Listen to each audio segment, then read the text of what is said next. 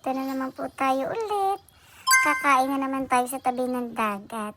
Ayan, Wow! lakad-lakad muna. Papunta kami dun sa kakainan namin na restaurant na gusto ko kasi yung pritong isda ba? Wow! Crunchy. Ayoko na muna ng mga steam. Gusto ko yung masarap na isda, malutong.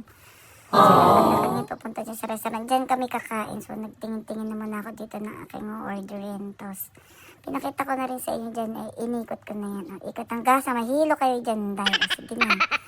So, ayan. Naupo muna kami habang hinihintay namin yung order namin.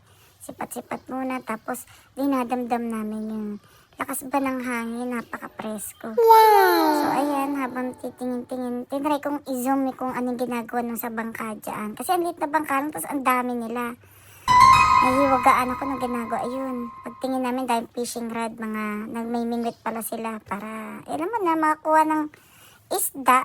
Malamang baka kunin nila, diba? Sa dagat nga, eh.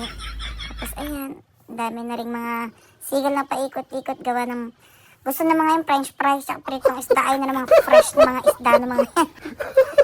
So, ayun na aking in-order. Hindi ko na nabidyohan kasi na maayos eh. So, nabidyohan ko siya. Ayan na, nakakain na. Nag-umpisa na akong kumain.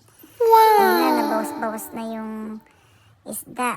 Ayan, yung in-order ko. Tapos, syempre, rice is life. Talaga namang kailangan talaga laging may kanin. So, ayan na.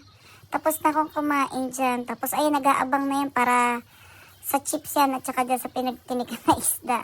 So, yun lang. Maraming salamat.